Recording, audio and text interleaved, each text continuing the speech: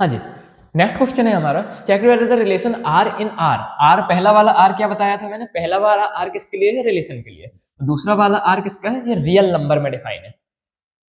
A comma b such that a less than equal to b cube is reflexive symmetric और transitive. मतलब ये हमें इसको check करना है, ये रिफ्लेक्सिव सिमेट्रिक या ट्रांजिटिव है कि नहीं।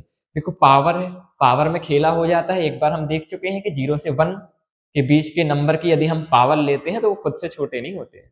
ठीक है, नंबर क्या होता है, बड़ा होता है अपने स्क्वायर या क्यूब से। ठीक है, तो चलो चेक करते हैं। पहले हमने चेक किया, पहले रिलेशन लिख लेते हैं। रिलेशन लिख लेते हैं a comma b such that a less than equal to b cube. ये तो हो गया भाई हमारा क्या, रिलेशन। इतने में कोई समस्या नहीं है। अगली चीज देखते हैं, रिफ्लेक्सिव के लिए क्या करना होता है, बी की जगह ए रख दें। मतलब a less than equal to a cube होना चाहिए। क्या हर नंबर के लिए a less than equal to a cube होगा, नहीं। 0 से 1 के बीच में जो नंबर होते हैं उनके लिए यदि अपन देखें कि ए की वैल्यू मैं लिख दूं 1/2, तो ए क्यूब कितना होगा, ए क्यूब आ जाएगा 1/8। मतलब ए क्यूब से छोटा नहीं है। और यदि नहीं है मतलब ए कॉमा ए रिलेशन में नहीं आता है, और ए कॉमा ए रिलेशन में नहीं आता है तो इसको हम क्या बोल सकते हैं, नॉट रिफ्लेक्सिव। ओके, इतना समझ में आता है। सिमेट्रिक के लिए देखते हैं। सिमेट्रिक के लिए ए बी यदि रिलेशन में है तो बी कॉमा ए भी रिलेशन में होना चाहिए। तो if A comma B belong to R, मतलब ए कॉमा बी रिलेशन में है, मतलब हमें ऐसा नंबर ढूंढना है, एक भी यदि हम एक ऐसा एलिमेंट ढूंढ दें जिसके लिए ए कॉमा बी तो रिलेशन में हो, मतलब a less than equal to b cube हो पर b less than equal to a cube ना हो, तो हम क्या बोलेंगे, नॉट सिमेट्रिक। तो ढूंढते हैं। देखो यदि हम ए की वैल्यू ले लें 1 और बी की वैल्यू ले लें 2, तो ए बी क्यूब से छोटा है क्या, यस, ए बी क्यूब से छोटा है, मतलब ए कॉमा बी रिलेशन में है। लेकिन क्या बी ए क्यूब से छोटा है, नहीं है। और यदि नहीं है मतलब बी कॉमा ए इस रिलेशन में नहीं आ रहा है, B comma A does not belong to R. A comma B तो रिलेशन में है पर बी कॉमा ए रिलेशन में नहीं है। किस नंबर के लिए, जब ए की वैल्यू 1 ले और बी की वैल्यू 2 ले, तो हम बोलेंगे ये क्या है, नॉट सिमेट्रिक। ठीक है, अब ट्रांजिटिव के लिए देखने हैं। ट्रांजिटिव में तो पेयर बनाना होता है, तो पेयर बनाने के लिए बहुत सोचना पड़ेगा। चलो इसमें क्या मान लेते हैं हम कि ए कॉमा बी रिलेशन में है और बी कॉमा सी रिलेशन में है।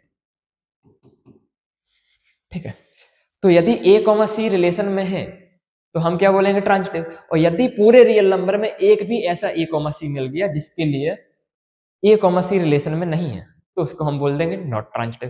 तो चलो ढूंढते हैं। ठीक है, तो देखो मैंने आपको पहले बोला हुआ है, नंबर्स का स्क्वायर क्यूब इनको सोचने में थोड़ा समय लगेगा, और जैसे क्वेश्चंस की प्रैक्टिस होती जाएगी वैसे वैसे आपको समझ में आने लगेगा। जैसे पहले अपन ने बी स्क्वायर वाला किया था, ऐसी एक्सरसाइज में था। अब कौन सा कर रहे हैं, बी क्यूब वाला। तो देखो a less than equal to b cube, मान लो हम ए को कितना मान लें, ए को 2, बी को 3, तो 3 का क्यूब, ए को 25 लेते हैं, तो ए को मान लिया मैंने 25 और बी को ले लिया 27। तो देखो यहाँ पर बी को ले लेते हैं 3, तो 3 क्यूब क्या हो जाएगा, 27। ठीक है, तो देखो ए जो है बी क्यूब से छोटा है क्या, ए जो हमारा 25 है ये बी क्यूब से छोटा है। 3 का क्यूब कितना होता है, 27। तो 25 तो 27 से छोटा है, तो ए कॉमा बी तो हमारा रिलेशन में है। एक सी ढूंढते हैं, तो मान लो सी मैंने ले लिया क्या, सी ले लेता हूं 2। देखो जो बी है यानी कि 3, ये सी के क्यूब 2 क्यूब से छोटा है क्या, 2 क्यूब कितना होता है 8, तो 3 8 से छोटा है, तो मतलब बी कॉमा सी रिलेशन में है।